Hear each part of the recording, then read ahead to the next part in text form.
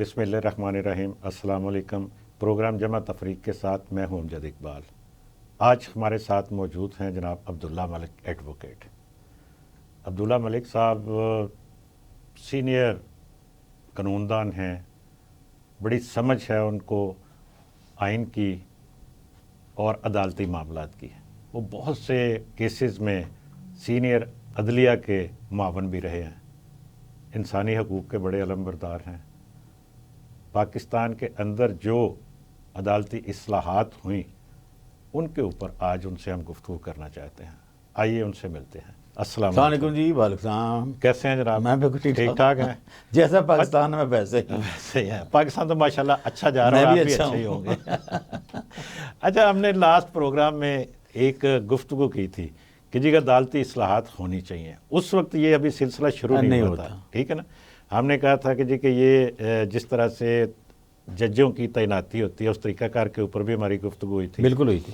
پھر ہم نے کہا تھا کہ جو ان کی چیف جسٹسز کی جو سلیکشن کا طریقہ کار ہے، اپوائنٹمنٹس کا، اس کے اوپر بھی تو یہ سارا کچھ ہو گیا۔ اس وقت ویسے ہم نے ایسے اندازے سے بات کر رہے تھے، ہوا میں تیر چلائے تھے، لیکن وہ اتفاق سے کچھ عرصے میں یہ سارا سلسلہ ہو گیا۔ کیا محسوس کرتے ہیں آج نئے chief justice of Pakistan justice Yahya Afridi نے حلف اٹھا لیا اور اسی 26ویں آئینی ترمیم کے تحت وہ چیف جسٹس بنے اور اسی کے تحت انہوں نے حلف بھی اٹھا لیا؟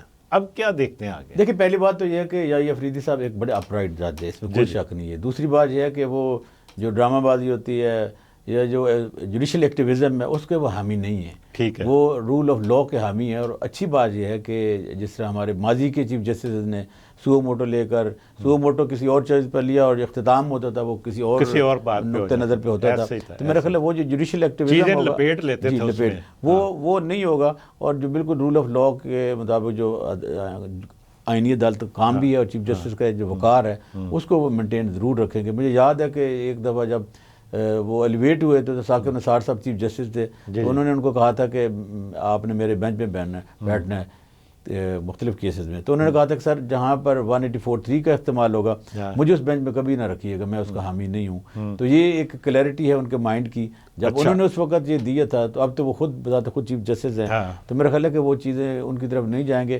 جو نارمل کیسز ہیں، جو روٹین ہے سپریم کورٹ آف پاکستان کی، یا ایک اور اچھی بات یہ ہے کہ یہ تمام دھڑوں کو ساتھ لے کے چلیں گے۔ اب آپ کو سپریم کورٹ میں ایک یونٹی اور یونیفارمٹی نظر آئے گی، یہ پاکستان کے لیے ایک اچھا پہلو ہے، اچھی خبر ہے۔ یقیناً منصور علی شاہ صاحب ایک اچھے جج تھے، لیکن وہ کئی معاملات میں کنٹروورشل تھے۔ وہ سب سے بڑا ان کا جو کنٹروورشلی اس وقت شروع ہوئی تھی جب باجوہ صاحب کی دوبارہ ایکسٹینشن کا معاملہ تھا، تو وہ ایک اور طرف چل پڑے تھے کہ جی بحری فوج میں سے کیوں ہوتے ہیں، ٹھیک ہے، فضائیہ میں سے کیوں نہیں ہوتا، کہاں لکھا ہوا ہے؟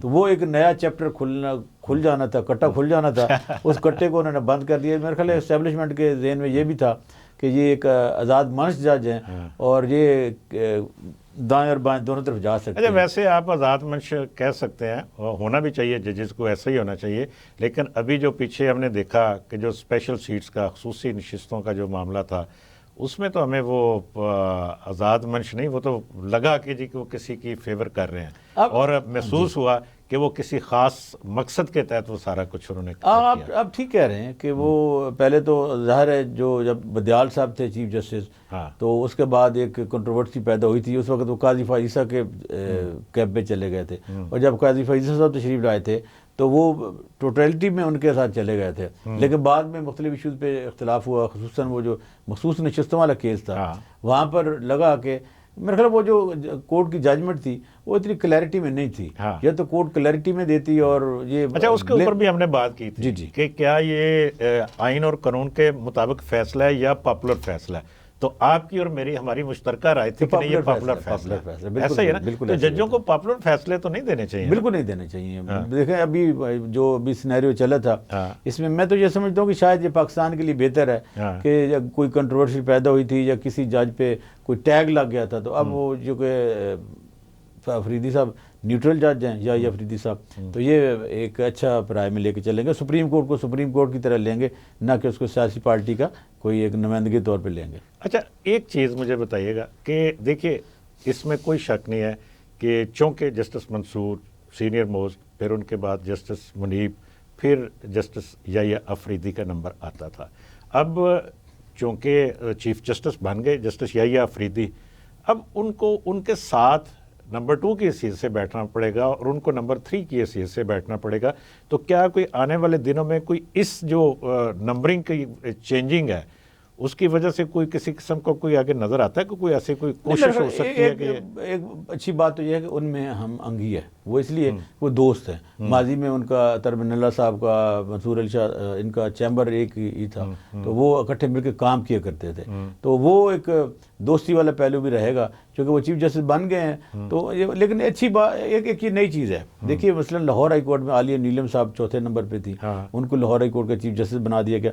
جب چیف جسٹس کی یہ پوسٹ ہوتی ہے نا, یہ انتظامی عہدہ چلا جاتا ہے. بالکل ٹھیک ہے نا, یہ پھر ایڈمنسٹریٹو پوسٹ بن جاتی ہے. تو ایڈمنسٹریٹو پوسٹ پہ وہ شخص چاہیے ہوتا ہے جو سب کو ساتھ لے کر چلے, اور سب کو اس میں اتنی کیپیسٹی ہونی چاہیے کہ وہ اسٹیبلشمنٹ کو بھی ڈیل کر سکے, وہ حکومت کو بھی ڈیل, کیونکہ جو نظام چلانا ہوتا ہے, پورا ملک چلانا ہوتا ہے, کوئی ایسے فیصلے نہ ہو جائیں جو ریاست کے خلاف ہوں, کوئی ایسے فیصلے نہ ہو جائیں جن فیصلوں سے دنیا بھر میں آپ کا وقار مجروح ہو, یا آپ ایسے فیصلے کر بیٹھیں جو دنیا میں کوئی اور چل رہا ہو, آپ کچھ اور چل رہا ہو تو آپ ڈی ٹریک ہو جائیں گے. تو یہ ساری چیزیں بڑے عہدوں پر, آئینی عہدوں پر دیکھنی پڑتی ہیں. اچھا, ایک چیز اور کہ ججز کمیٹی بنا دی گئی, آج انہوں نے اناؤنس کر دی, نوٹیفیکیشن جاری ہو گیا, اس میں چیف جسٹس کے ساتھ جسٹس منصور اور جسٹس منیب شامل ہیں اس میں. لیکن جسٹس منصور تو کہہ چکے ہیں جب تک اس پہ فل کورٹ نہیں بنے گا میں ججز کمیٹی میں نہیں بیٹھوں گا. میرے خیال کہ اب ان کا جو تنازع تھا وہ تھا, کل بھی انہوں نے کہا کہ میں نے یہ کہا تھا کہ میں نہیں بنوں گا. ابھی کل بھی دیکھیں اگر وہ اس اسٹیٹ پہ قائم رہتے ہیں تو نہیں بیٹھیں گے تو پھر جسٹس امین آ جائیں گے نیچے سے, وہ آ جائیں گے اور گورنمنٹ کو تو فائدہ ہوگا کہ یہ ایک جج نے خود والنٹیرلی اپنے اصول پہ. یہ تو چونکہ سپریم کورٹ کا اپنا نا معاملہ انٹرنل, وہ تو خود ہی بنائیں گے چیف جسٹس صاحب, ججز کمیٹی اس میں بنائیں گے. یہ ہو سکتا ہے کہ وہ اس پیٹرن کو چینج کر دیں, یہ ان کے اپنے اختیار میں ہوتا ہے. مجھے یہ لگ رہا ہے کہ یحییٰ افریدی صاحب ایک ویژنری جج ہیں, اور میرے خیال وہ سب کو ساتھ لے کر چلیں گے, وہ کنٹروورسی میں نہیں پڑیں گے. وہ اگر کوئی ایسی چیز ہے جو ماضی میں کنٹروورسی کا باعث بن رہی تھی وہ ان میں اوائڈ کریں گے اور ان چیزوں کو ریموو کرنے کی کوشش کریں گے. یہ اندر سے میرے خیال ہے کہ سبھی ایک ہیں اس پیج پہ. اگر ایسا نہ ہوتا تو منصور علی شاہ صاحب شاید ریزائن کر دیتے, یا وہ کہتے ہیں کہ جی جتنی جس طرح سے ہم دیکھتے ہیں کہ فوج میں ہوتا ہے کہ جب کسی جونیئر جنرل کو بنایا جاتا ہے آرمی چیف, تو اوپر والے جو ہوتے ہیں جو سپر سیڈ ہوئے ہوتے ہیں وہ ریزائن کر جاتے ہیں. کوئی اس طرح کی مثال ہو سکتی ہے ویسے اس میں؟ میرے خیال اتنی اخلاقی ضرورت تو شاید نہیں ہوتی, ہونی چاہیے اگر وہ سمجھے تو, لیکن یہ نہیں کریں گے. اچھا, ایک چیز آپ نے کہی کہ جی کہ آج جو تقریب ہوئی, میں پھر اس پہ آتا ہوں, اس میں مجھے بڑا ایک عجیب سا منظر نظر آیا کہ آصف علی زرداری بطور صدر جسٹس یحییٰ افریدی سے حلف لے رہے تھے. ایک سائڈ پہ سابق وزیر اعظم سینٹ کے چیئرمین یوسف رضا گیلانی بیٹھے ہوئے تھے, اور سامنے سیٹ کے اوپر سابق چیف جسٹس افتخار چودھری بھی بیٹھے ہوئے تھے. قاضی فائز صاحب بھی بیٹھے ہوئے تھے. نہیں, قاضی فائز صاحب تو بیٹھے ہوں گے نا, باقی اور بھی بہت سے بیٹھے ہوئے تھے. لیکن یہ سین آپ کو یاد ہوگا سارا. تو پھر آپ کو یاد ہوگا کہ زرداری صاحب نے ایک دفعہ کہا تو کسی اور کے متعلق تھا کہ ہم رہنے والے ہیں, یہ 3 سال والے انہوں نے چلے جانا ہے. تو میرے خیال وہ صحیح کہہ رہے تھے کہ سیاستدان نے ہمیشہ رہنا ہوتا ہے, اور باقی جو آئینی عہدے ہوتے ہیں وہ اپنی مدت پوری کر کے انہوں نے بالآخر چلے جانا ہوتا ہے. انہیں یہ چیز یاد رکھنی چاہیے کہ وہ فار ایور کے لیے نہیں آئے. سیاستدان شاید اگر جیت جائے تو فار ایور کے لیے ہوتا ہے. تو زرداری صاحب نے تو اپنا کال نبھا دیا ہے, اور آج افتخار چودھری صاحب دیکھ رہے ہوں گے کہ میں نے اسی گیلانی کو NRL میں نکالا تھا, اور میں نے اسی پارٹی کی حکومت کو ٹف ٹائم دیا تھا, صرف خط نہ لکھنے کی وجہ سے. خط نہ لکھنے کی وجہ سے. یہ سب مقافات عمل ہے. جب آپ ایسا کرتے ہیں تو پھر ایک نہ ایک دن آپ کو, انہوں نے پورا ٹف ٹائم دیا تھا, اس میں کوئی شک نہیں ہے, کوئی دوسری رائے نہیں ہے. ابھی 3 دن پہلے 4 دن پہلے جب قومی اسمبلی کے اندر بلاول بھٹو نے اسپیچ کرتے ہوئے خصوصی طور پر انہوں نے افتخار کوٹ کا ذکر کیا. شاید میں آپ کو پچھلے پروگرام میں شاید ذکر کیا تھا, آج پھر کر دیتے ہیں. ایک دفعہ چیف جسٹس تھے افتخار چودھری صاحب, تو ایک سینئر سپریم کورٹ کے جج ریٹائرڈ ہوئے تھے, تو افتخار چودھری صاحب نے 5 ججز کو اور اتزاد احسن صاحب کو بھی دعوت دی. میرا خیال ہے کہ انہوں نے پلاننگ کی دعوت دی تھی, اور پھر جب اتزاد احسن صاحب تشریف لائے ان کے گھر پہ, تو وہ خود ان کو نا سیڑھیوں میں ریسیو کرنے چلے گئے. اور جب وہ چلنے لگے تو کہنے لگے چودھری صاحب ٹھہریے گا, میں نے آپ سے ایک بات کرنی ہے. تو چودھری صاحب نے کہا, اتزاد صاحب نے, کہ آپ نے کیا بات کرنی ہے؟ تو افتخار چودھری صاحب نے کہا کہ میں نے سنا کہ آپ پرائم منسٹر گیلانی کے وکیل بن گئے ہیں. انہوں نے کہا جی جی میری پارٹی نے حکم دیا ہے تو میں ان کا وکیل بن گیا، لیکن میں نے فیس نہیں لی، 100 روپے ٹوکن کے طور پہ لیا. تو انہوں نے کہا تھا کہ آپ یہ وکالت چھوڑ دیں. تو چوہدری صاحب نے کہا جی چوہدری صاحب کیسے چھوڑیں، میں تو کمٹمنٹ کر چکا ہوں. کہتے ہیں نہیں آپ نے تو کہا ہے کہ آپ نے میرے بینچ میں پیش نہیں ہونا. تو انہوں نے کہا کہ وہ جو بینچ ہے انور والا اس میں آپ نہیں ہیں. تو کہنے لگے پھر بھی میں آپ کو مشورہ دیتا ہوں کہ آپ کی سبکی ہوگی. تو انہوں نے کہا میری کیوں سبکی ہوگی؟ کہتے کہ میں نے فیصلہ کیا کہ گیلانی کو ہم نے پرائم منسٹر نہیں رہنے دینا. تو انہوں نے کہا جی چوہدری صاحب آپ تو چیف جسٹس ہے ملک کے، آپ ابھی کیس چلا بھی نہیں ہے اور پہلے آپ کہہ رہے ہیں. تو وہ پھر آپ کی والی بات صحیح ہے کہ اس وقت انہوں نے مائنڈ بنا لیا تھا کہ میں نے حکومت کو چلتے کرنا ہے، اور پھر انہوں نے وہی کیا تھا جو انہوں نے امتیاز چودھری سے کہا تھا. آج امتیاز صاحب کی ایک کتاب کا چیپٹر میں نے آپ کو چوری کر کے سنا دیا ہے، وہ جو نئی کتاب لکھ رہے ہیں اس میں یہ چیپٹر شامل ہے کہ جس میں یہ ساری لکھی ہوئی ہے کہانی آئے گی. بالکل. تو بہرحال میں نے مقصد یہ تھا بات کرنے کا کہ آپ نے چونکہ ساری وضاحت سے بتا دی کہ کیا ایک فیلنگ ایک بندے کو ایک ہوتا ہے نا کہ جی کہ کہاں پہ کیا کیا گیا اور آج کہاں پہ لوگ بیٹھے ہوئے. اچھا چلیں اس پہ آگے چلتے ہیں کہ جی کہ یہ جو ابھی ہم ججز کی ریکروٹمنٹ کے حوالے سے، ججز کی اپوائنٹمنٹ کے حوالے سے، نئے ہائی کورٹس کی ججز کی، چونکہ اب تو کمیٹی بنے گی نا اس کے اوپر سارا سلسلہ، اور اس میں ایک تھوڑا سا اس کو براڈ کیا گیا، بلکہ کافی سارا اس میں تمام لوگ ممبرز بھی بنائے گئے تاکہ اس کے اوپر ہم اس کو دیکھیں گے کہ جی کہ کس طرح سے کون سے ججز، کون سے وکلا کو ہائی کورٹ میں بھیجنا ہے اور ان کا کیا ٹریک ریکارڈ ہے. کیا آپ سمجھتے ہیں کہ اس کے اوپر شفافیت آئے گی اس سارے عمل سے؟ لیکن اس کا سوال کا جواب آپ دیجیے گا بریک کے بعد. ناظرین ملاقات ہوتی ہے بریک کے بعد. Welcome back. جی عبداللہ ملک صاحب آپ بتا رہے تھے کہ جی جو ماضی والا طریقہ کار کیا تھا. دیکھیے 19ویں ترمیم سے پہلے ایک بڑا اچھا یہ پیٹرن تھا کہ گورنر جو ہوتا تھا وہ نام ریکمینڈ کر کے بھیجتا تھا اور اس کے بعد پھر ایک پروسیس چلتا تھا. لیکن جب چیف جسٹس افتخار چودھری صاحب تشریف لائے تو انہوں نے بالکل ہی حکومت کی گردن پہ 18ویں ترمیم، بلکہ انہوں نے دھمکی دی تھی. نہیں پہلے 18ویں ترمیم آئی تھی اور انہوں نے یہ دھمکی دی تھی کہ اگر آپ نے یہ چینج نہ کیا ججز کی تعیناتی کا طریقہ کار تو میں پوری ترمیم اڑا دوں گا. تو ٹھیک ہے نا، یہ دیکھیں نا آپ یہ سلسلہ 18ویں ترمیم کے بعد پھر 19ویں ترمیم کرنی پڑی تھی، پھر جس میں سارے 19ویں ترمیم سارے کا سارا اختیار عدلیہ کے بعد چلا گیا تھا. دیکھیں اس کے بعد جو ججز آئے وہ سارے کے سارے اگر آپ اٹھا کر دیکھیں، کوئی اگر ریسرچ کرے تو آپ حیران ہوں گے کہ داماد ہے، سالہ ہے، بہنوئی ہے، بیٹا ہے، چیمبر کا ہے. اس کے علاوہ اور جو تیسرا بندہ وہ شاید ہی کوئی ماتڑ میری آپ کی طرح آ گیا ہو عدالتوں میں. ابھی بھی آپ دیکھیں کوئی عظمت سعید صاحب کا جونیئر ہے، کسی کا کسی وکیل کا بیٹا ہے، مخصوص چیمبر نوازے جاتے ہیں جہاں سے وہ آنا تھا، اور ان کی بھی سیاسی ایفیلیشن ہوتی تھی، یا سیاسی ہوتی تھی یا عدلیہ کے اندر کوئی ایفیلیشن. اب دیکھنا اگر ابھی کوئی سسٹم ادھر ادھر ہوتا ہے تو لوگ کس کو بلیم کریں گے؟ پارلیمان کو، کہ جی پارلیمانی کمیٹی بیٹھی تھی، انہوں نے ریکمینڈ کی ہیں. اگر وہ ججز سینئر ہو کے کوئی ایسا ایڈونچر کرتے ہیں اور کسی حکومت کو، کسی پرائم منسٹر کو گھر بھیج دیتے ہیں تو پھر ظاہر سیاستدانوں پہ بلیم آئے گا. لیکن میرا خیال ہے کہ اچھی بات یہ ہے کہ اس دفعہ جو فیصلے ہوں گے وہ ناپ تول کے ذریعے ہوں گے اور ایسے لوگوں کو لایا جائے گا جو میرٹ پہ آئیں گے. اور ہونا بھی چاہیے کہ پاکستان میں ایک ایسا وتیرہ تو آئے، لوگ اپریشیٹ بھی کریں گے کہ دیکھیں جی جو 26ویں ترمیم میں جو بدلا گیا سسٹم، اس میں جو ججز آئے ہیں وہ واقعی بہتر ہے. آپ کو تو پتہ ہے ہمارے جو وکیل ہیں بڑا تنقیدی نگاہ سے دیکھتے ہیں اور معاشرے بھی دیکھتے ہیں. اللہ کرے کہ اچھی دنیا بھر میں ویسے نا پارلیمان کو فوقیت حاصل ہوتی ہے، اکاؤنٹیبلٹی کا پروسیس بھی پارلیمان کے پاس ہوتا ہے.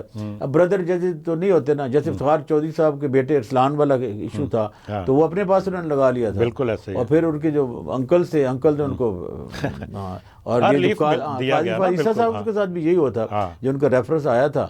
بعد میں ملک منظور صاحب پہلے ادھر تھے اور بعد میں پھر بردر جج بن گئے تھے. تو میرا خیال ہے کہ پاکستان میں اب حالات بہتر ہوں گے، ہونے بھی چاہیے. اس میں ایک چیز اور کہ جب ہم بات کرتے ہیں کہ جی کہ جناب آئینی بینچز بن گئے، وہ عملی طور پر تو ہم دیکھتے ہیں کہ اس کی جو شکل بنائی گئی ہے، جو حیت اس کی نظر آتی ہے ہمیں، وہ ایک انڈیپینڈنٹ عدالت کی طرح ہی ہے، چاہے اس کا نام عدالتی بینچ، آئینی بینچ ہے. اس بینچ کے بننے تھے اور ان جو صوبوں کے اندر بن رہے ہیں بینچز، چونکہ یہ صوبائی سطح کے اوپر بھی بن رہے ہیں نا، تو ان کے بننے سے جو روٹین کی آپ کی چاہے ہائی کورٹس ہیں چاہے سپریم کورٹ ہے، اس کے اندر سے ویسے ہی تھوڑی سی سیاست کم ہو جائے گی؟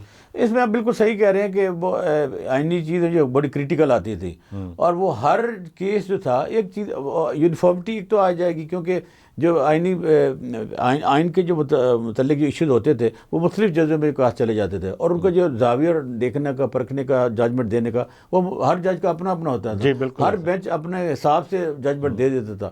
اب تو ایک ججمنٹ آئے گی، وہ آپ کی طرف آتی ہے یا میری طرف آتی ہے، وہ الگ ایشو ہے. کسی نہ کسی کو تو انصاف ملنا ہوتا ہے. اب اس کے خلاف جو اپیل ہوگی وہ بھی پھر ایک آئینی بینچ کے پاس جائے گی. پھر وہ جو آئینی بینچ ہوگا وہ ایک مقدمے میں، ایک ایشو میں بار بار ججمنٹ نہیں بدلتا رہے گا. وہ اگر ایک پیٹرن سیٹ ہو جاتا ہے تو اسی میں ہوگا. اور جو باقی نارمل کیسز ہیں، فوجداری کے ہیں، سول نیچر کے ہیں، جب چاروں صوبوں کے اندر اس میں نمائندگی ہو تو پھر پتہ ہوگا کہ جی کہ یہ واقعی اس میں سب کے لیے اس میں ہے کچھ نہ کچھ. کیونکہ آئین تو پھر چاروں صوبوں کے لیے ہوتا ہے، آزاد کشمیر کے لیے بھی ہوتا ہے. تو اس لیے میرا خیال ہے کہ آئینی بینچز بننے سے کم از کم جو عدلیہ پر دباؤ تھا کیسز کا وہ ختم ہونا چاہیے.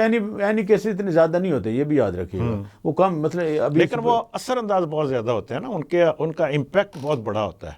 جی، وہ ان کے اثرات جو آ جاتی ہے ججمنٹ، جو آئینی کیسز آتے ہیں نا، وہ تو بلکہ چھوٹا چھوٹا سا آپ کو اندازہ ہے کہ چھوٹا سا کیس آتا ہے اور اس کو بنا کے وہ سارے کا سارا پھر نا پورے کا پورا سیناریو، خط لکھنے کا معاملہ اور اس کے اوپر حکومت پوری فارغ ہو جائے. ہاں ٹھیک ہے، یا تنخواہ نہ لینے کا معاملہ، اس پہ وزیر اعظم کو گھر بھیج دیا جائے.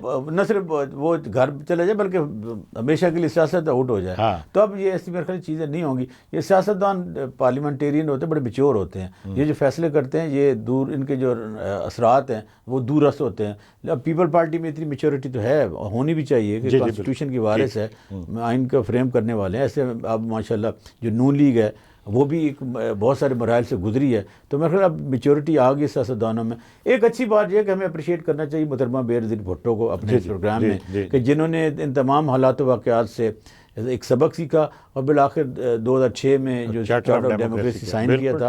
اور یہ اب دیکھتے ہیں کہ یہ جو آئینی بچے ہیں، جو کہ بچے بینچز ہیں، یہ پیریڈ تو ان کا 10 سال کے لیے تھا اس سی او ڈی میں. اب یہ 10 سال بعد کیا شیپ اختیار کرتے ہیں. میرا تو خیال ہے کہ لیکن اب تو خیر اس کی آئینی ترمیم کر دی گئی نا، یہ پرماننٹ ہو گیا. میچورٹی اب تو سیاستدانوں میں آ جائے گی. اور یہ جو آئینی نکات پر جو مختلف اوپینین ہوا کرتی تھی، پارلیمان کی یا عدلیہ کی کنٹروورسی ہوتی تھی، چیلنج ہو جاتے تھے، وہ لیٹیگیشن کا خاتمہ ہو جائے گا. اچھا، اس میں ایک چیز اور، یہ جو ترمیم 26ویں ترمیم کے حوالے سے جو نظر آتا ہے، اب تک نظر آتا ہے، بظاہر چاہے وہ جتنا مرضی اختلاف کرتے رہے، پی ٹی آئی کرتی رہے، وہی ہے نا اس وقت. اور انہوں نے اختلاف کیا، لیکن آج خیبر پختونخوا کے وزیر اعلیٰ موجود تھے وہاں پہ اس تقریب میں جس میں یحییٰ آفریدی نے چیف جسٹس کا حلف لیا. ایک بات تو یہ، دوسری بات پورے پروسیس میں پی ٹی آئی شامل رہی. کہیں نہ کہیں پی ٹی آئی کی انوالومنٹ اور مرضی شامل تھی اس ترمیم میں. دیکھیں، اس میں پی ٹی آئی کو ایک بیج ضرور حاصل ہو. میرے خیال وہ مولانا کو یا پیپل پارٹی کو یا نون لیگ کو اندر خانے ان کو ہمیں اپریشیٹ کرنا چاہیے کہ یہ جو اسٹیبلشمنٹ کا ایک پریشر تھا کہ یہ جو کیسز ہیں 9 مئی والے، یہ ان کورٹوں میں بھیجی جائیں جو 2014 میں اے پی سی کے بننے کے بعد ترمیم ملٹری کورٹس میں تو وہ خاتمہ ہوا. تو میرے خیال پی ٹی آئی کا سب سے بیچ تو یہی تھا. باقی تو عام نیچر کے کیسز ہیں نا، اس میں پی ٹی آئی کا تو کوئی نقصان نہیں ہے، وہ بلکہ ان کو فائدہ ہوا ہے. اور وہ اپنے مقاصد میں کامیاب ہوئے ہیں کہ انہوں نے مولانا کو انگیج کیا. اور مولانا وہ جو کالا قانون ہو سکتا تھا، ڈریکولین لا جسے ہم کہتے ہیں، وہ نہیں ہوا. یہ اچھی پازیٹیو چیز ہے. میرا خیال ہے کہ اب وہ جو ایک پریشر تھا عدالتوں پہ بھی، وہ بھی نارملائز ہوگا. ملک کا سارے کا اسٹرکچر جو اچھائی کی طرف جائے گا. پی ٹی آئی کو بھی ریلیف ملے گا. اور کوشش تو ہونی چاہیے کہ چیزیں ریکنسلیشن کی طرف چلی جائیں. اور وہ جو جیسے رانا ثناءاللہ صاحب نے بڑی اچھی ایک پولیٹیکل ورکر نے بات کی ہے کہ مجھے اچھا نہیں لگا کہ بشرا بی بی اور خان صاحب کی بہنوں پر مقدمات ہوئے ہیں. یقیناً ان کی بہنیں کوئی کرمنل تو نہیں ہیں، نہ کوئی ریکارڈ ہے، لیکن وہ آپ کے بھائی کی نیشنل محبت میں ایک اگر ایجیٹیٹ کرتی ہیں، اپنی آواز اٹھاتی ہیں، ہیومن رائٹس کے لیے آواز اٹھاتی ہیں، تو ان کو ہم تو سمجھتے ہیں کہ اچھا ہو گیا کہ ان کی رہائی ہو گئی. ہم تو سمجھتے ہیں کہ کسی بھی سیاسی جو شخص ہے، ہم لا نوئنگ ہے، تو اس کے خلاف جو تادیبی کارروائی یا جو انتقامی کروائیں نہیں ہونی چاہیے آپ کے پروگرام کی وساطت سے. کیونکہ پولیٹیکل ورکر کا یہ حق ہے کہ وہ کسی بھی سیاسی پارٹی کو جوائن کر سکتا ہے. انلافل اسمبلی تو نہ ہو، لیکن جو قانونی موومنٹ ہے یا قانونی ان کا رائے حق ہے وہ اس کو استعمال کرنا چاہیے. اور جو بڑی پارٹی ہیں ان کو اس کا ویسے پی ٹی آئی کے اندر بھی اس ترمیم کو لے کے آپ یہ دیکھیے اسپیشلی جب ہم چیف جسٹس کی سلیکشن کے حوالے سے بات کرتے ہیں تو بڑی تفریق ہے پی ٹی آئی کے اندر. اس میں ابھی کل آپ خیبر پختونخوا سے آپ یہ دیکھیے کہ وہ یوسف زید صاحب نے بڑا کھل کے کہا کہ ہم کیوں مخالفت کریں. آج خیبر پختونخوا کے وزیر اعلیٰ کی موجودگی یہ ظاہر کر رہی ہے نا کہ وہ اب اس کے اوپر ایک کہہ سکتے ہیں کہ اعتماد کا اظہار ہے کہ چیف جسٹس یا افریدی کے اوپر کہ جی کہ تسلیم کر لیا گیا نا, اس ساری ترمیم کو ہی تسلیم کر لیا گیا دوسرے لفظوں میں. تو اب کیا آپ کے جو عدالتوں کے اندر جو کیسز ہیں ترمیم کو چیلنج کیا گیا ان کا مستقبل کیا نظر میرا آتا خیال ہے کہ یہ جو ترمیم ہے یہ مینٹین کرے گی. یہ جو پارلیمان ہے, آئینی بینچ جو بنے گا وہ بھی مینٹین کرے گا کہ اس میں کوئی ایسی چیز نہیں ہے جو پبلک ایٹ لارج کے اگینسٹ ہو. دیکھیں عدالتیں صرف اس نقطے کو دیکھتے ہیں کہ جو آئین بنا ہے, جو ہمارا آرٹیکل 2 ہے اور جو 8 ہے, اس کے متصادم تو نہیں ہے, کوئی بنیادی انسانی حقوق تو متاثر نہیں ہوئے اس میں. تو بلکہ جو ہمارا آرٹیکل 9 ہے جو ریاست گارنٹی کرتی ہے آپ کی لائف کو, تو اس میں تو ایڈیشن ہوئی ہے. یہ جو آب و ہوا یا کلائمیٹ تبدیلیاں ہیں, انوائرمنٹ کا اس ایشو کو ڈالا گیا ہے. اب یہ آپ کا بنیادی حق ہے. اچھی یہ بڑی پازیٹیو امینڈمنٹ ہے کہ آپ کو ایسی فضا میسر ہو جس میں آپ بہتر انداز میں سانس لے سکتے ہیں. تو ہمیں اس کو ہم تو ہیومن رائٹ والے اس کو اپریشیٹ کرتے ہیں. میں آپ کو ایک اور آپ پروگرام میں بتا دوں, میرے خیال بشرا بی بی کی جو رہائی ہے ہوئی, ظاہر ہے یقین عدالتوں نے کیا, میرٹ پہ ہوئی ہے. اب چیزیں بہتر ہوں گی اس لیے کہ خان صاحب شاید کسی اور پر پوری پارٹی میں ٹرسٹ نہیں کرتے, بشرا بی بی پہ کرتے ہوں گے.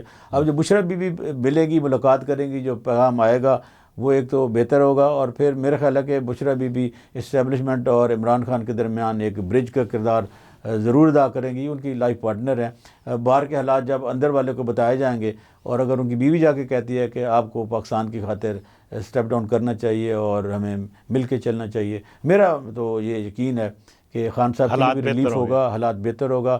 اور وہ جو لوگ ٹیلی ویژن پر آ کر پوائنٹ سکورنگ کرتے تھے ان کی شاید وہ دکانداری بند ہو جائے گی, اور خان صاحب کی پارٹی کو ان کی بیوی کے ذریعے ایک ریلیف ضرور ملے گا. اچھا, آپ نے انسانی حقوق کی بات کی, آپ خود علمبردار ہیں, آپ نے اس کے بڑا کام کیا ہے. کیا کوئی وضاحت ہو سکتی ہے انسانی حقوق ہیں کیا؟ کیونکہ یہاں پہ ہوتا کیا ہے, جب بھی ہم نے کسی کی مخالفت کرنی ہوتی ہے, کسی قانون کی مخالفت کرنی ہوتی ہے, کسی آئینی ترمیم کی مخالفت کرنی ہوتی ہے, ہم اس کو آئینی حقوق سے متصادم کہہ دیتے ہیں.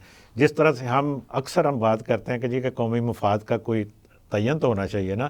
تو جو انسانی حقوق ہیں, انسانی حقوق کی میں بات کر رہا ہوں, جو انسانی حقوق ہیں ان کا بھی کوئی تعین تو کر دینا چاہیے نا کسی وضاحت سے, کوئی آئین کے اندر یا قانون کے اندر, یا ویسے ہی کوئی کر دے بیٹھ کے, کوئی 4 لوگ بیٹھیں کہ اصل میں انسانی حقوق میں آپ کو نا بڑے مزے کی بات بتاؤں.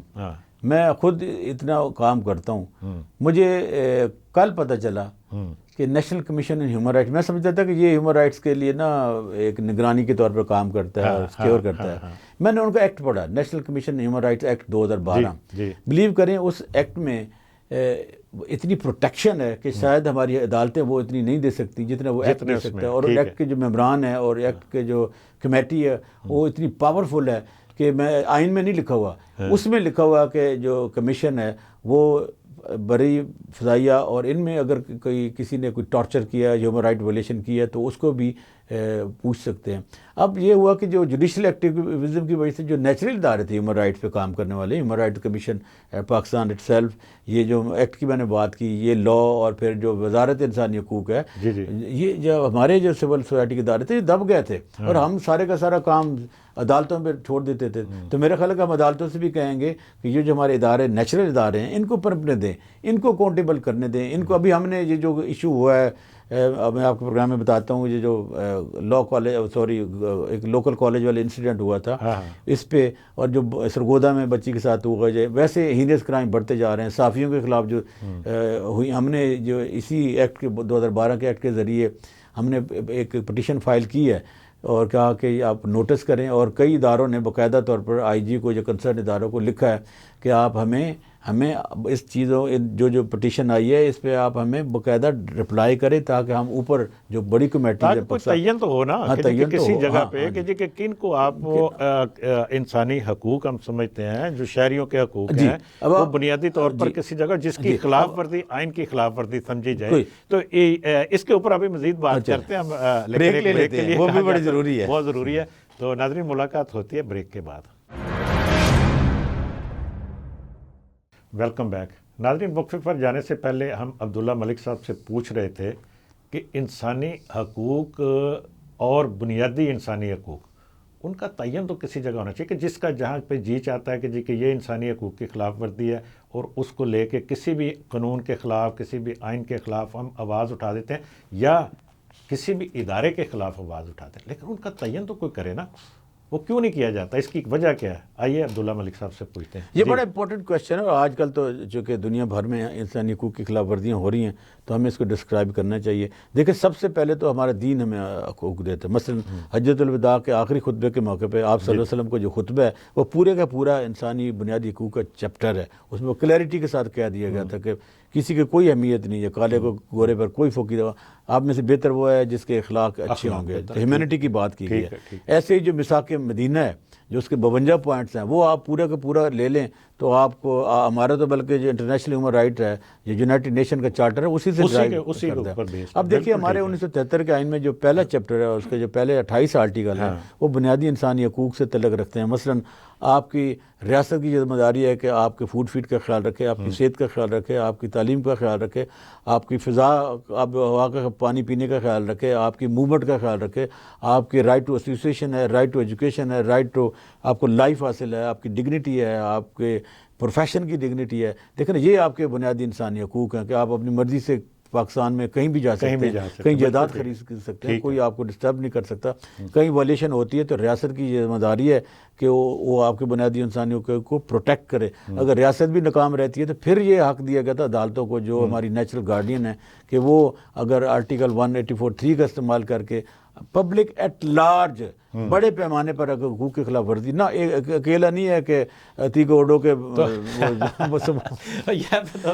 اسلام نے ذکر کر دیا اور وہ بھی ایک عجیب ہی کیس تھا. معاملہ یہ ہے یہاں پہ تو ہوتا یہ ہے کہ جی کہ میں فرض کریں یہاں بیٹھ کے جھوٹ بول رہا ہوں, مجھے کوئی روکے کہ جی کہ یہ یار آپ غلط بیانی نہ کریں تو میرے حقوق کی خلاف ورزی ہو جاتی ہے.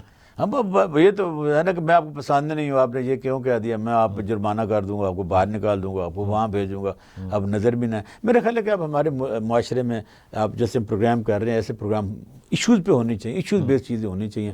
آپ ماشاءاللہ خود ایک جرنلسٹ ہے, سینئر سیزنل جرنلسٹ ہے, چیزوں کو سمجھتے ہیں اور آپ کا پرکھنے کا اینگل دوسروں سے مختلف ہے. آپ کوئی کنٹروورسی کی بات پیدا نہیں کرتے. ہمارے ہاں جو اب جرنلزم رہ گیا معذرت کے ساتھ جاوید بھائی, وہ یہ ہے کہ پروسیکیوٹ کرو, اگلے کو باقاعدہ کرتا ہے ملزم ٹھہراؤ کہ آپ نے میڈیا کا کام ہوتا ہے کہ چیزوں کو پرکھنا اور اگر کوئی مسائل ہے تو ان کا حل دینا.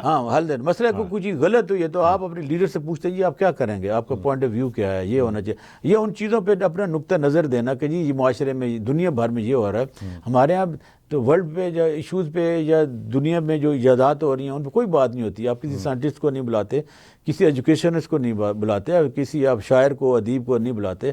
آپ ان لوگوں کو بلاتے جن کی وجہ سے سسٹم میں پیچیدگیاں پیدا ہوتی ہیں.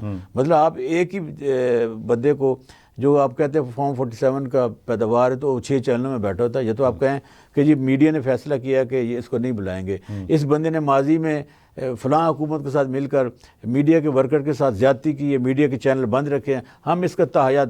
جب تک معاشرہ کسی چیز پہ پابندی نہیں لگاتا آپ جتنے مرضی قوانین بنا لیں, جتنے مرضی آپ ٹروس حاضر کر لیں, تبدیلی نہیں آ سکتی. تبدیلی آتی ہے شعور کے ذریعے, ایجوکیشن کے ذریعے, وہ دیتا ہے آج کے زمانے میں میڈیا, سوشل میڈیا. کوئی لیجسلیشن اس قسم کی نہیں کرنی چاہیے جو آپ بنا کر کتابوں میں نظر کر دیں. اور پاکستان دنیا میں وہ واحد ملک ہے جو اوور لیجسلیٹر. اچھا میں ایک عدلیہ کے حوالے سے ہی چونکہ سارا پروگرام ہم نے اسی پہ کیا, اسی پہ بات کرنا چاہوں گا. ایک پوائنٹ اور کہ یہ تو ہو گیا ہائر جوڈیشری کا, جو بھی ہم نے ہائی کورٹس کے حوالے سے ذکر کیا, آئینی ترمیم آ گئی, سپریم کورٹ کے حوالے سے. کیا لوور جوڈیشری میں ضرورت نہیں ہے ان اصلاحات کی؟ کیوں جی؟ تو وہاں پہ کیا کیا کائے کے لیے وہ کیڑے مکوڑوں کے لیے جو عدالتیں ہیں وہ کوئی اشرفی کی عدالتیں تھوڑی ہیں. اشرفی کی عدالت تو یہ ہے کہ آپ کو کوئی ایف آئی آر ہو گیا تو آپ کو پولیٹیکل وکٹمائزیشن ہو رہی ہے, آپ ڈائریکٹ ہائی کورٹ میں جائیں گے, ملک صاحب کا نام آئے گا, سپریم کورٹ میں آئے گا. یہاں تو بیچارے وہ لوگ جاتے ہیں جو عام اور شریف آدمی ہیں, پاکستان سے محبت کرنے والے ہیں, ان کو تو ہم پھر اگر ہم ان کو عدالتوں میں مزے نہیں چکھوائیں گے, ان کے وہ تلوے نہیں چٹوائیں گے تو ان کے لیے کون سوچے گا؟ آپ کیونکہ بالکل صحیح کہہ رہی ہیں، آپ صحیح کہہ رہے ہیں، مقدمات کے ڈھیر تو بیسیکلی لوور جوڈیشری آپ نے بڑا اچھا پوائنٹ کیا کہ اس چیز کو ہائی لائٹ کیا کہ جو اگر کوئی فرسٹ کریٹ ہوا نا سر، وہ ہے ہماری عدالتوں میں. مثلاً ابھی حال ہی میں یہ اچھی چیز شیئر کرنی چاہیے آپ پورا مسئلہ سے، ہم ایک مسلم فیملی لاز پہ کام کر رہے ہیں، نکاح نامے پہ. تو ہم جو اپنی لاہور کی جو ہمارے فیملی کورٹ کے سینئر سول جج ہیں، ان کی ہم نے ٹیم کے ساتھ ملاقات کی، تو انہوں نے بڑی درد دل سے کہا کہ اس وقت لاہور کی عدالتوں، پنجاب کی عدالتوں میں ڈائیورسوں کا فلڈ آیا ہوا ہے، گھرانے کے گھرانے ٹوٹ رہے ہیں، اور 70% جو ہے نا خواتین. اور یہ ایک عجیب سا ویسے ایک شاید کوئی ہمارے کوئی میڈیا کے ذریعے جو ڈرامے ہیں ان کے ذریعے، یا ایک ایسے کہ لوگوں کے ذہنوں میں یہ ڈال دی گئی کہ یہ کوئی معمولی چیز ہے، آپ کا ذرا سا بھی کوئی اختلاف رہا تو آپ مجھے تو پھر انہوں نے کہا 70% جو ہے ایکس پارٹی ہو رہے ہیں کہ وہ غلط. پھر انہوں نے کہا کہ اصلاحات کے لیے آپ چیف جسٹس ہائی کورٹ سے کہ ہم تو نہیں کہہ سکتے، ماتحت ہیں کہ اس میں موبائل کا ضروری کالم ڈال دیں کہ موبائل نمبر دیں جہاں آپ 10 سال 15 سال خاوند کے ساتھ گزار رہے ہیں، کم از کم اس کو یہ واٹس ایپ پہ میسج چلا جائے. پھر انہوں نے کہا کہ فیملیز کورٹس کے لیے کمپلیکس بنائے جائیں، کھلے ہوں، مثلا اس کے ہاف جتنے کمرے میں کیا ریکنسلیشن ہوگی. تو ہمارے ہاں جو لوور جوڈیشری میں ججز کی بہت زیادہ کمی ہے، ٹھیک ہے نا. آپ اوپر تو 15 لاکھ کا 25 لاکھ لینے والا مہینے کا ایک جج لگا رہے ہیں، اور جس نے 1,70,000 تنخواہ لینی ہے وہ آپ 15-20 نہیں بڑھا سکتے. تو میرا خیال ہے کہ جہاں آپ نے پشاور ہائی کورٹ کے، کوئٹہ ہائی کورٹ کے ججوں کی تعداد بڑھائی ہے، تو وہاں پر جو لوور جوڈیشری ہے، مجھے یاد ہے کہ جب ثاقب نثار صاحب کا فل کورٹ ریفرنس ہو رہا تھا تو یہ بات کہی تھی ہمارے آصف سید کھوسہ صاحب نے کہ پاکستان میں 3,000 کے قریب ہماری سول ججوں کے کورٹ کے ججز ہیں، تو ان کی تعداد بڑھانے کی ضرورت ہے تاکہ جو ایک جج کے بعد 125 کیس لگے ہوتے ہیں، اگر وہ ہر کیس کو 4 منٹ بھی دے تو آپ مجھے بتائیں 500 منٹ اتنا تو ہوتا نہیں ہے. تو ججز کی تعداد بڑھانے والی نیچے کی ضرورت ہے. اور پھر جو بہت سارے کیسز ہیں خواہ مخواہ والے، ان کی میرے خیال ہے کہ اب تادیبی کارروائی ہونی چاہیے. جھوٹے کیس کر لیتے ہیں یا بندے کو پتہ نہیں ہے تو اس کا گھر کسی اور کو منتقل ہو گیا. تو یہ آپ ٹھیک کہہ رہے ہیں، نیچے فرسٹ ہے اور اسی پہ. اچھا، یہ بھی ابھی لوگوں کو، عام لوگوں کو نہیں پتا کہ اگر آپ کے اوپر کوئی کیس کرتا ہے، جھوٹا کیس کرتا ہے، خارج ہو جاتا ہے، تو آپ اس کے اوپر 882 لگا سکتے ہیں. اب اس میں بھی یہ ہے نا جوید بھائی کہ اس میں جو سزا ہے بڑی کم ہے، اس میں ایگزمپلری سزا ہونی چاہیے. بندہ 5 سال جیل تو رہے نا، جس نے آپ کے خلاف آپ کو ذہنی کوفت میں ڈالا، جھوٹا کیس کیا. ایک شخص مر گیا، وہ اپنا جو گھر ہے، ہمارا ایک ادارہ ہے، اس کو دے گیا.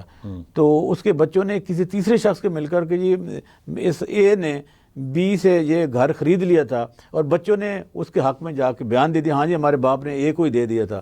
اے کے نام کی ڈگری ہو گئی، اور ڈگری کے بعد ایگزیکیوشن ہو رہی تھی. کسی نے بتایا کہ وہ جو آپ کو دے گئے تھے یوسف صاحب اپنا گھر، وہ تو فلاں نے لے لیا، وہ تو عدالت نے ڈگری کر دیا ہے. ہم بھاگے گئے، ان کو کہا جناب یہ دیکھیں یہ تو یوسف صاحب نیکی کر گئے ہیں، انہوں نے اپنا گھر یہ اس ادارے کو دے دیا، ٹرانسفر کر گئے ہیں، باقاعدہ ان کے انگوٹھے ہیں، نام ہے، فوٹو لگی ہیں، ان کے چچا کی لگی ہیں، اور بلکہ یہ گھر والے وہ ان کے ابا کا سامان لے گئے ہیں یہ جانتے ہوئے.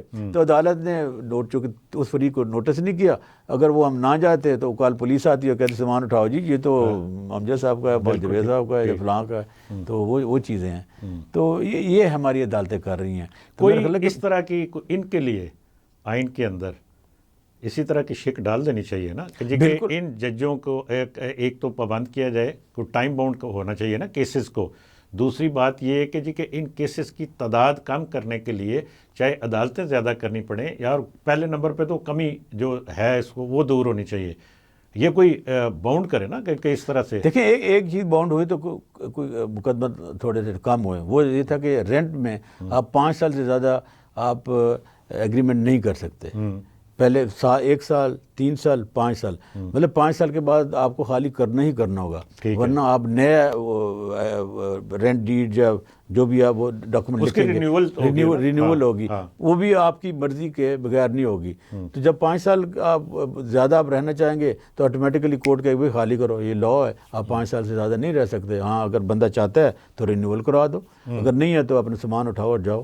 پہلے یہ تھا کہ آپ کیس فائل کرتے تھے، 13 سال بعد جا کے سپریم کورٹ کہتی تھی ہاں جی کدھر ہے جی رینٹ دین دے ہو، او باجی دوست ہیں جی تو وہ کہتے ہیں چھٹی کرو، جا کے سیشن جا کے چابی دو اور بندے کو خالی کرو۔ 13 سال بعد آپ کا گھر ہے، آپ کی دکان ہے، آپ کا اور پلاٹ، زیادہ تعداد عام آدمی کے کیسز تو انہیں چھوٹی عدالتوں میں، بالکل انہیں اور عدالتوں میں۔ ان کی اصلاحات کی بھی اتنی ہی ضرورت ہے جتنی سپریم کورٹ کے اندر یا ہائی کورٹ کے اندر، بلکہ اس سے زیادہ ضرورت ہے۔ چلے وہ حکومت کو چلانے کے لیے ضروری تھا کہ وہاں پہ یہ اصلاحات ہوں، لیکن آپ کی بات یہ اچھی ہے کہ اگر اسی نقطے پہ یہ بھی ایڈیشن ہو جاتا کہ ہم سی پی سی میں تبدیلیاں کرنے جا رہے ہیں، اب وہ کہہ رہے ہیں کریں گے تو صحیح، بات تو ہوئی ہے کہ یہ کس میں وہی میں کہہ رہا ہوں بلکہ اس میں تو بتایا تھا کہ پتہ نہیں کتنے ہزار وہ ٹائم فریم اگر دے دیتے نا کہ اتنے دنوں میں یہ ہم کر دیں گے، سی آر پی سی بدلیں گے، تو میرا خیال ہے کہ شروعات تو اچھی ہو گئی ہیں، اللہ کرے کہ ایسی ہی ملاقاتیں اچھے جسٹس میں ہونی چاہیے۔ ویسے لا منسٹر نے یہ بات کہی کہ انہوں نے کہا جی کہ ہم نے اس کے اوپر کام شروع کر دیا ہوا ہے،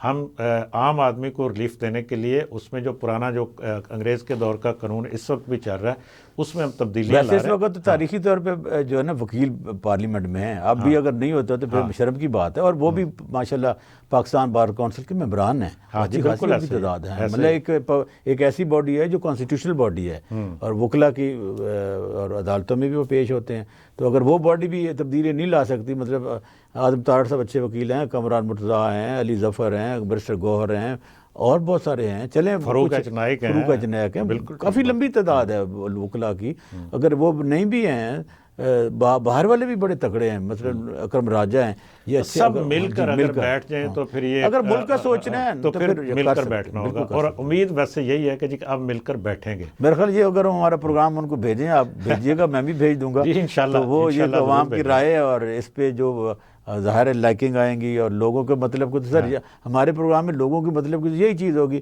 کہ ساڈا کی بنے گا جی، بالکل ٹھیک تو یہ سوچ ہونی چاہیے۔ عبداللہ ملک صاحب آپ کا بہت بہت شکریہ، ماشاءاللہ بہت زبردست اچھی گفتگو ہوئی، اور لوگوں کو یقیناً ہم نے پاکستان کی بات کی، پاکستان کے لیے کی، تو ناظرین آپ نے گفتگو سنی، یہ سب کچھ آپ کے لیے ہے، پاکستان کے لیے ہے، یقیناً ارباب اختیار بھی سن رہے ہوں گے، وہ بھی اس کے اوپر ان لائنوں کے اوپر اگر سوچیں تو پاکستان کے لیے آنے والا کل بہت اچھا اور اچھا مستقبل عوام کے لیے ہو سکتا ہے۔